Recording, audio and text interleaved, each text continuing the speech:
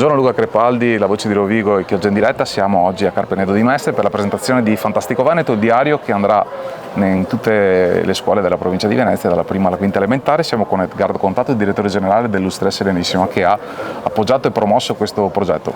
Direttore, cosa l'ha spinta e cosa pensa di questo progetto? È un'iniziativa che è nata l'anno scorso, questa collaborazione su Chioggia ci è sembrato un'iniziativa molto importante perché dà la possibilità ai bambini delle scuole elementari di approcciare temi anche complicati sia di carattere ambientale che riguardante la salute in maniera molto semplice, visto e considerato la capacità proprio di elaborare questo diario in maniera facile da consultare soprattutto dai bambini. Quindi questa opera comunicativa, formativa, di coinvolgimento ci è sembrato utile trasferirla su tutto il territorio dell'azienda USL, naturalmente trasportando lì dentro anche ulteriori informazioni che servono per affrontare in maniera tranquilla, civile, una serie di problemi che riguardano la società attuale. Una società che, come abbiamo visto, è sempre più complicata, ma non tanto per la società stessa, ma proprio anche per la maniera di dover affrontare le cose. E il diario, partendo proprio dai bambini, è una cosa che può aiutarli a farli crescere meglio e anche a educare le famiglie.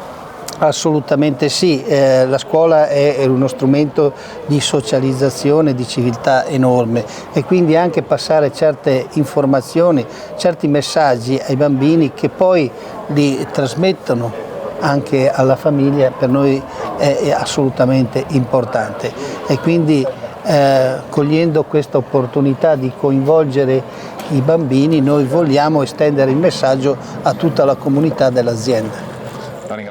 Buongiorno Luca Crepaldi, la voce di Rovigo, che oggi in diretta siamo con Vittorio Cristofori del SISP dell'Ustrea Serenissima. Oggi siamo, buongiorno Vittorio. Buongiorno. Siamo a Mestre alla presentazione del diario scolastico per i bambini Fantastico Veneto.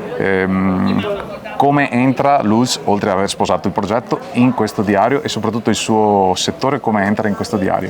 Allora, in questo diario abbiamo cercato di veramente metterci in gioco perché parlare ai bambini non è mai facile e i temi che abbiamo voluto affrontare sono proprio quelli della prevenzione. Diciamo che tutti i bambini hanno dovuto purtroppo magari conoscere un ospedale magari o dover andare all'ambulatorio del medico di medicina generale. Diverso è far capire a un bambino cos'è la prevenzione e che c'è un gruppo di professionisti che lavora solo per questo.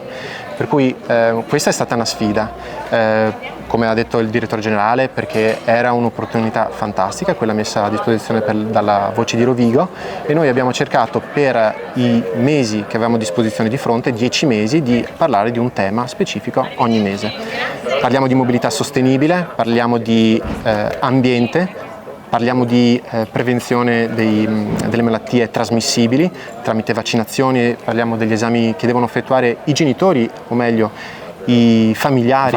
Dei bambini, quindi anche un veicolo attraverso cui trasferire certe informazioni a chi si prende cura dei ragazzi.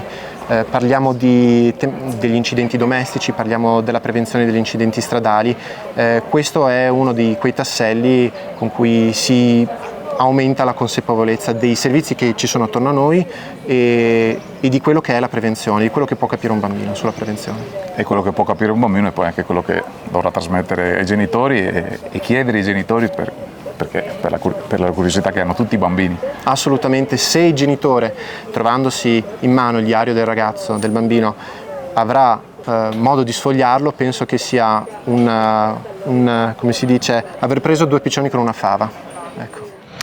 Buongiorno Luca Crepaldi, la voce di Rovigo, che oggi in diretta siamo con Alessia Tegani dell'Ustrea, è un'educatrice, siamo alla presentazione del diario per i bambini Fantastico Veneto. L'Ustrea che partecipa come partnership appunto nel diario e ha scelto una strada molto particolare anche per coinvolgere meglio i bambini, per farli giocare con la missione che ha poi l'Ustrea, che è quella della salute. Sì, una cosa particolare che c'è in questo diario quest'anno è l'inserimento di stickers a fondo nel diario, e i bambini li devono attaccare in questo percorso all'interno, e li abbiamo ideati perché i bambini ormai, anzi tutti noi, andiamo per comunicazione visiva più che parlata, e abbiamo detto perché non utilizzare gli stickers, che poi è una passione anche dei bambini, quindi quest'anno abbiamo inserito come idea l'accompagnamento del percorso con questi stickers. Abbiamo visto prima che quando si è fatto vedere i bambini quello che dovevano fare, c'è stato un silenzio generale e nessuno più ascoltava le persone che stavano parlando e tutti stavano giocando con questi sticker, quindi è un'idea che già si capisce subito che è vincente, quindi comunica, arriva subito all'obiettivo. Ah sì, infatti la cosa importante che era da portare in questo diario era una comunicazione molto semplice, un linguaggio il più possibile vicino ai bambini, perché poi comunque i bambini sono fatti di semplicità e di trasparenza.